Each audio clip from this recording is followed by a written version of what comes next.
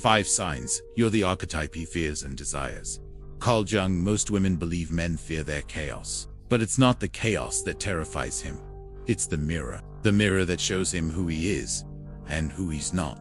You walk into the room, and without a word, the air rearranges itself. You are not loud. You are not wild. You are not performative. But your presence, it ruptures his carefully constructed identity, the persona he's spent years curating to survive in a world that rewards masks. You are the feminine force that dissolves those masks, not with fury, but with calm, sovereign truth. You are what Carl Jung would call the anima realized, the embodiment of the feminine image, buried deep in the unconscious of every man.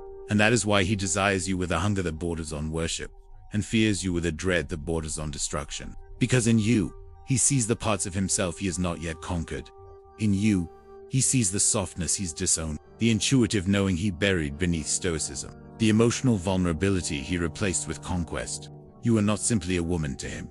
You are a psychic event, a force of nature, a storm wrapped in silence. He will say you are too much, when in truth, he is not yet enough. Not enough to meet you in depth, not enough to stand still in your gaze without flinching, not enough to love without needing to dominate. And yet, he cannot walk away, because you are the call of the self, the eternal feminine that haunts his dreams and stirs his archetypal memory. You are the invitation to integrate what he has spent a lifetime You, woman, are the confrontation, not with attitude, not with rebellion, but with clarity, the kind of clarity that cannot be manipulated. You don't need to fight to be seen.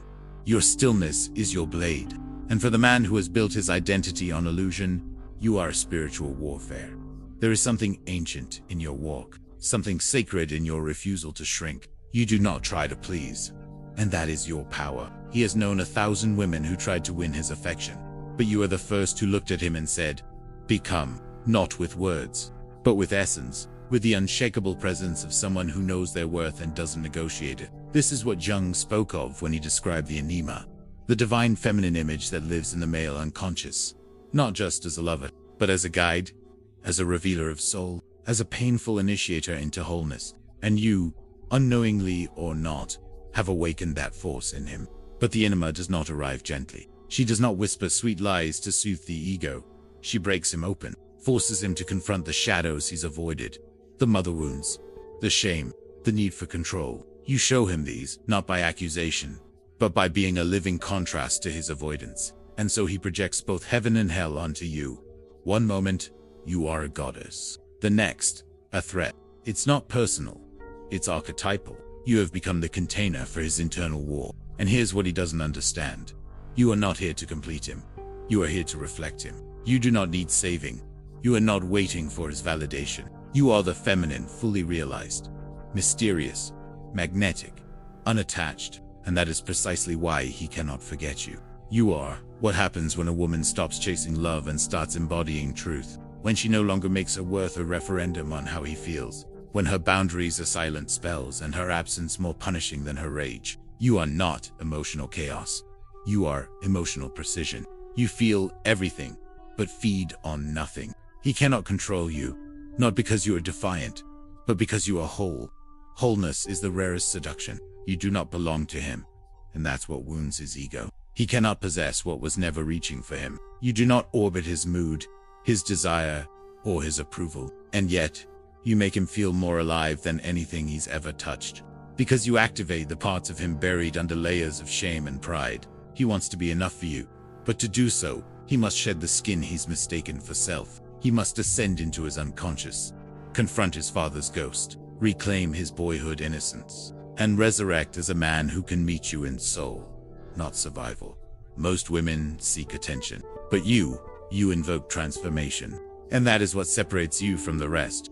He does not understand why he dreams of you, why, long after you've left, your presence lingers like smoke in his lungs, intoxicating, choking, unforgettable. It is not your body he misses, though it haunts him. It is not even your words, though they echo like prophecy. It is the way you forced him to see himself, in the reflection of your unshakable gaze. You saw through him, not in a way that shamed him, but in a way that left him naked, not judged, just revealed. And it is this unveiling that both draws him closer and drives him mad. You are the mirror he's spent his life avoiding. The feminine mirror.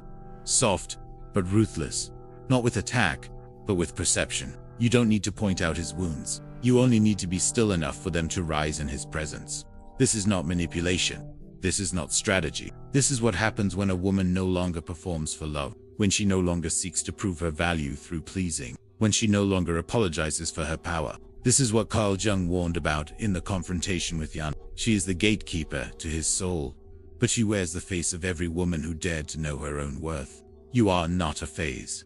You are a rite of passage. He may try to reduce you, make you small, say you're too cold, too intense, too high, but beneath his critique is a man trying to shrink what he does not understand. You are not high. You are a high frequency, and if he cannot rise to meet it, he will attempt to bring you down to his level, where comfort lives, where chaos is familiar, where truth can be ignored. But you are done living below your knowing. You've already walked through the fire of heartbreak.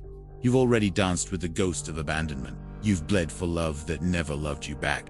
And now, you've become the woman who does not chase, but attracts, not by seduction, but by sovereignty. The woman who knows her softness is not weakness, but sacred, who understands that emotional depth is not drama, but divine, who sees her intuition not as a curse, but as the compass that no man can counterfeit. He does not know what to do with a woman who sees through performance and into soul.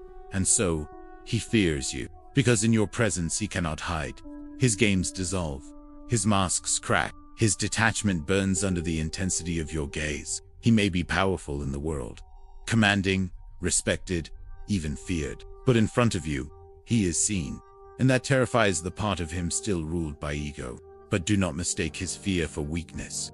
Sometimes, the men who are most afraid of you are the ones closest to awakening, and sometimes, their fear turns to rage. Not because you've wronged them, but because they are being pulled beyond the version of themselves they're ready to leave behind. You are the undoing of the illusion, the unraveling of the persona, the siren song of what they could be, if only they let go. You are not meant for the man who only seeks comfort. You are meant for the man who seeks truth, the man who understands that love is not flattery. It is fire. It burns away the false. It scorches the pride. It demands a death, so that something real can be born. He will try to love you before he has loved himself, and it will fail, because your love requires presence, not performance, intimacy, not intensity. He will try to own you before he has owned his shadows, and it will break him, because you cannot be possessed. You were not made to complete him. You were made to awaken him, and that, more than anything, is why he both fears and desires you. You are a storm wrapped in scripture, a mystery cloaked in softness, a sermon of silence that speaks to his soul in ways words never could. He has never met a woman like you, because you are not a type. You are an archetype. You are the archetype that doesn't just walk into his life. You erupts into it, not with chaos, but with sacred disruption. You don't need to scream to shake his world. The simple act of not needing him does more damage than 1,000 emotional pleas ever could. You are the one he cannot conquer, because you were never on the battlefield to begin with. While he wages war with ego and status and sexual power plays, you stand untouched, a symbol of the feminine fully remembered, untamed, undined. Carl Jung meant by the confrontation with the inner feminine. It is not gentle. It is shattering. For years, he may have entertained women who coddled his wounds, inflated his ego, made space for his inadequacy. But then, you don't coddle. You cut. Not cruelly, not with violence, but with the elegance of a blade made of light. You are the holy contradiction, the woman who sees his potential but refuses to lower herself to fit his pace. You do not chase, but you do summon. Without trying, you awaken the ancient longing inside him, the ache for union, not with your body alone, but with the soul he exiled long ago. And in that longing, he feels both alive and unworthy, drawn closer, then pulled away. Obsessive one day, avoidant the next. He's not playing games. He's drowning in them, because for the first time, he senses that, to love you, he must first lose the version of himself that cannot hold you. And this terrifies him. He may not have the language for it, but his body knows.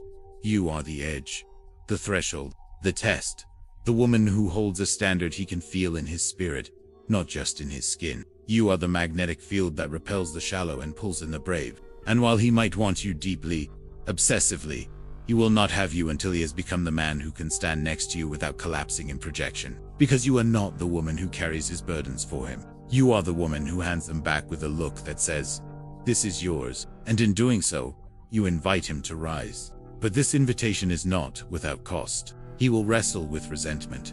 He will call you cold when you stop. He will say you've changed when you start choosing peace over performance. And in that moment, you must remember this truth. You are not here to soothe his unworthiness. You are not here to fill his mother wound. You are not here to be the emotional dumpster for a man who refuses to feel his pain. You are here to be whole, to live in your own story, not wait to be written into his, to love without losing yourself, to be the woman who walks away, not to punish, but to protect your frequency, because not every man deserves access to the woman who embodies the divine. And deep down, he knows this, which is why your detachment stings more than your affection ever soothes. You've touched him in a place no one else has. Not his heart, not his mind, but his self, the core of who he is, buried beneath masks and muscle and memories he never dares to name. And now, he's split. One part longs to evolve, the other clings to comfort. And in the space between, he spirals, fixated on a woman who neither begs nor bows. You are the echo in his silence, the ghost in his distractions, the lesson in his loneliness. Because a man never forgets the woman who forced him to meet himself. So let him rage, let him retreat, let him call you whatever he needs to justify his collapse. None of it matters. Because you are not defined by the way he holds you, but by the way you hold yourself. And the moment you remember that, he lost the power to define you. This is the paradox. The more you detach, the more he not because you're manipulating, but because you're magnetizing from a place of wholeness. You are no longer an option. You are a mirror, and only the brave look into a mirror and choose to evolve. He may try to replace you. He may line up bodies to forget the soul you activated. He may post smiles he doesn't feel and convince himself he's healed. But every new touch only reminds him of what your energy carried. Something no one else can replicate. Because it wasn't just your love he lost. It was access to the part of himself he only discovered in your presence. You became the psychic key, the portal, the feminine gateway to a version of him he barely understood, but deeply craved. And now, without you, he is left with echoes. Echoes of a deeper love. Echoes of the man he could have been. Echoes of the light he touched through your eyes, but did not have the courage to hold. You didn't wound him.